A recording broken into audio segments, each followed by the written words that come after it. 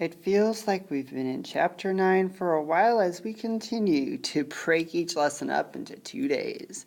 So we're going to factor perfect square trinomials in Lesson 9-6a. Before we start factoring, we're going to look at squaring. If we have x plus 3 squared, that means x plus 3 times x plus 3. When we multiply it out, we get x squared plus 3x plus 3x again plus 9. So these two numbers are the same. X squared, 3 plus 3 is 6. Let's look at another one. How about 2x minus 5 squared? So 2x minus 5 times 2x minus 5. When we square it, we're taking it times itself.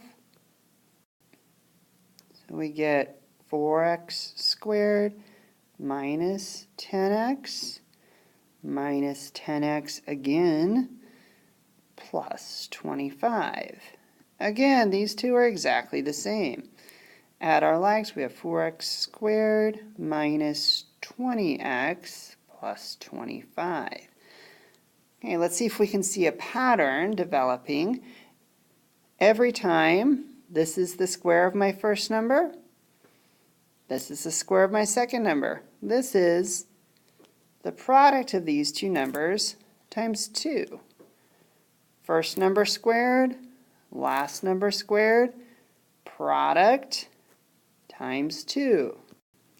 So we are starting with a trinomial and trying to factor it.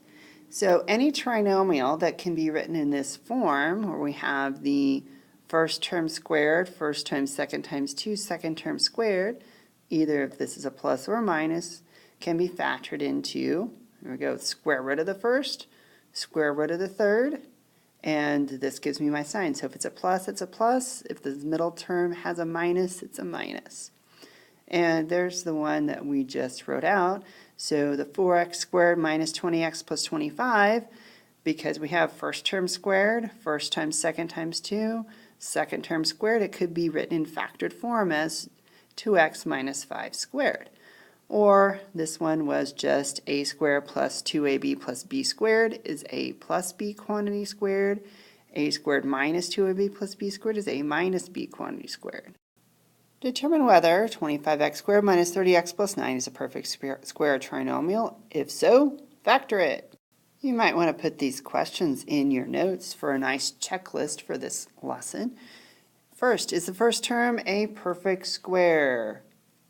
Yes, 25x squared, I can rewrite that as 5x quantity squared. Is the last term a perfect square? Why, yes, I can rewrite 9 as 3 squared.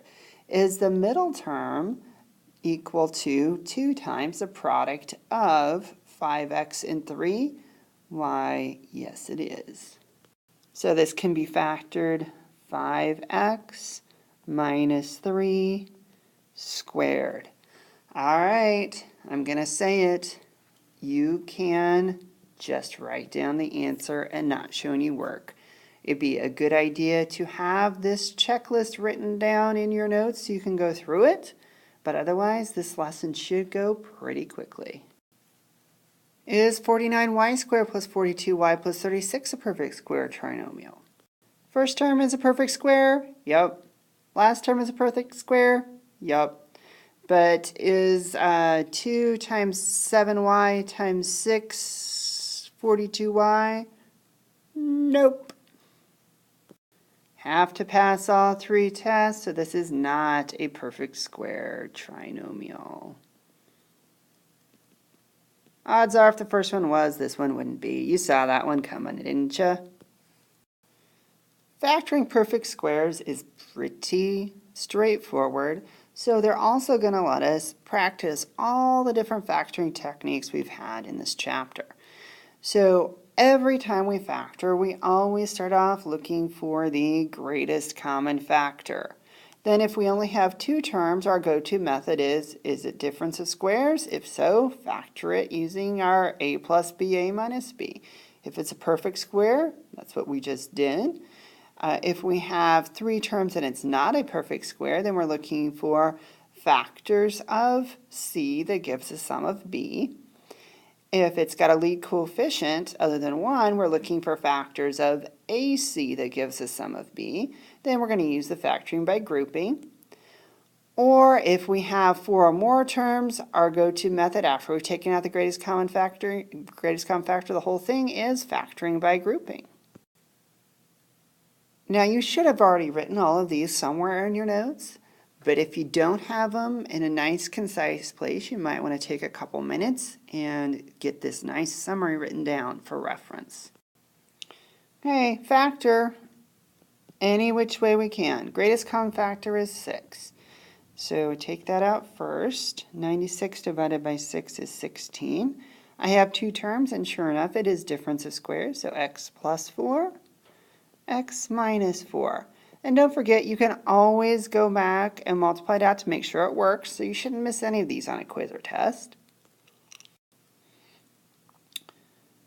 Okay, I don't have a greatest common factor, so I need to find factors of 16 times negative 15, negative 240. That give me a sum of 8. I'm going to start kind of in the middle. If I do 16, I get 18. Okay, that's only 2 apart.